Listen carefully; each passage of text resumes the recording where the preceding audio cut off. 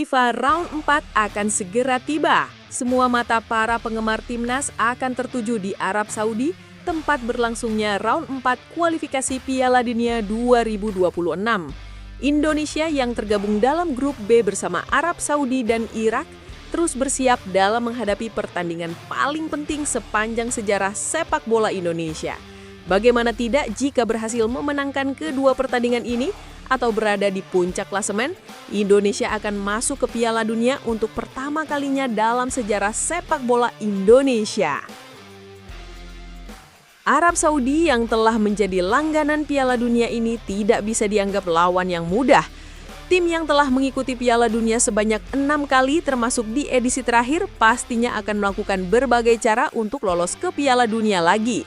Sejak kembalinya Hervé Renard menukangi timnas Arab Saudi menunjukkan progres yang positif dibanding ketika dipegang oleh Roberto Mancini. Para pemain yang dipanggil menuju timnas pun bisa dibilang para pemain-pemain top yang bermain di Liga Arab. Kita tahu sendiri, Liga Arab saat ini banyak diisi oleh pemain-pemain top dunia. Hal ini pasti secara tidak langsung menaikkan kualitas pemain-pemain lokal Arab Saudi. Arab Saudi dan Irak tentunya akan melakukan persiapan dengan sangat matang. Arab Saudi benar-benar serius dalam persiapannya. Dalam FIFA Matchday September kemarin, Arab Saudi melakukan uji coba yang tak tanggung-tanggung. Arab Saudi menghadapi tim Eropa yang peringkatnya jauh di atas mereka. Dalam pertandingan uji coba itu, Arab Saudi mendapat hasil yang cukup menjanjikan untuk mereka. Melawan Makedonia Utara, mereka unggul 2-1. Sementara saat melawan Republik Ceko, mereka berhasil menahan imbang 1-1. Hasil ini tentu sangat positif untuk modal mereka menghadapi Round 4 nanti. Menurut pengamat bola Bung Harpa, pertandingan Arab Saudi saat ini sudah berubah dibanding saat bermain menghadapi Indonesia di Round 3 kemarin. Kalau kita lihat ya, calon lawan timnas kita ini ngeri loh. Bayangkan, lihat skor mereka di FIFA Matchday September kemarin aja udah mengganggu ya. Apalagi kalau lihat permainannya. Itu mereka pressing benar-benar gila, ujar Bung Harpa. Arab Saudi benar-benar memanfaatkan kekuatannya dalam melakukan penguasaan bola sehingga lawan sulit untuk mendapat bola dan menyerang Arab Saudi. Selain itu, Arab Saudi juga memanfaatkan kecepatan pemain sayap mereka yang kemudian mengirimkan umpan-umpan crossing ke target man mereka. Arab Saudi mengirim pesan yang tidak main-main bagi Indonesia. Saudi menunjukkan mereka benar-benar siap untuk Round 4 dan siap untuk lolos ke Piala Dunia, apalagi mereka bermain di hadapan pendukungnya sendiri, tentunya mereka akan mengerahkan seluruh kekuatan mereka.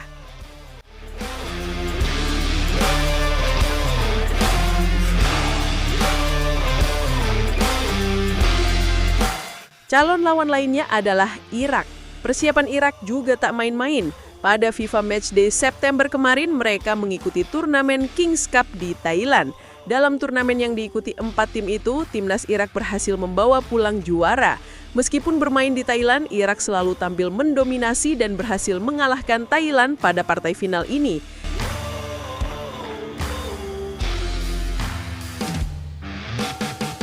Pada partai final ini, pemain Irak mendapatkan 2 kartu merah, tetapi timnas Irak berhasil mempertahankan keunggulan mereka hingga peluit panjang dibunyikan.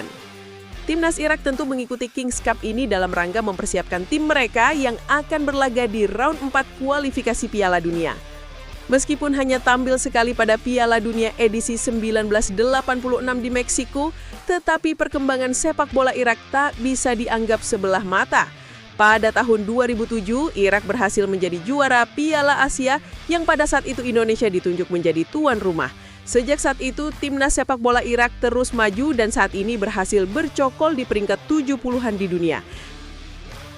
Timnas Irak menunjukkan permainan yang konsisten di level Asia. Contoh sederhananya adalah ketika Indonesia berhadapan dengan Irak pada Round 2 kualifikasi Piala Dunia kemarin. Menghadapi Irak, Indonesia 2 kali takluk, baik di kandang Irak maupun kandang kita sendiri. Selain itu, Irak juga memuncaki klasemen grup pada Round 2 saat itu.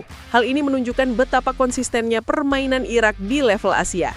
Tentunya hal ini harus sangat diwaspadai oleh pemain-pemain kita. Gaya bermain Irak yang bermain cepat dan taktis tentu menjadi senjata utama mereka untuk mencetak gol ke gawang timnas.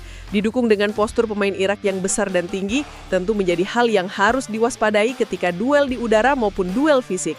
Umpan-umpan dari tendangan bola mati juga menjadi salah satu kekuatan Irak dalam menjebol gawang lawan-lawannya sejauh ini. Irak sangat efektif dalam mengeksekusi setiap bola mati, seolah tak pernah membuang peluang yang ada di depan mata. Satu hal yang tak boleh dianggap remeh adalah semangat bertarung para pemain Irak. Para pemain Irak terkenal dengan semangat mereka yang seolah tidak pernah habis. Para pemain Irak selalu berlari mengejar bola dan memberikan pressing yang tinggi kepada pemain lawan.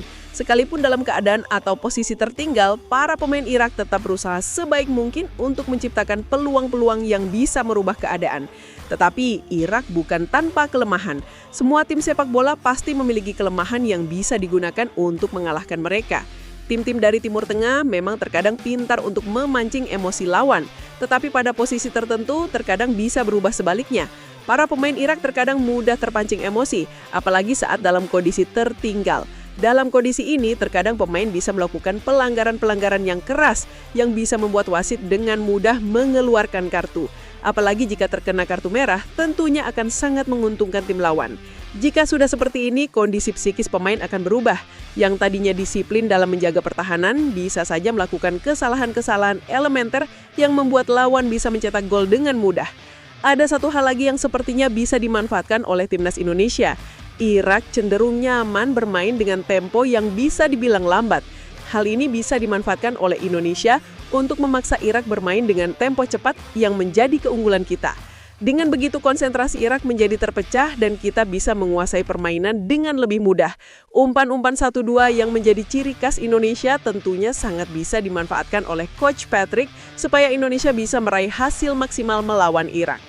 Piala Dunia sudah di depan mata. Semua perjuangan yang telah dilakukan pasti akan menjadi lebih indah jika timnas Indonesia berhasil mencetak sejarah dengan lolos untuk pertama kalinya ke Piala Dunia. Tentunya itu adalah hal yang paling ditunggu-tunggu oleh seluruh pecinta sepak bola di tanah air. Maju terus Garudaku!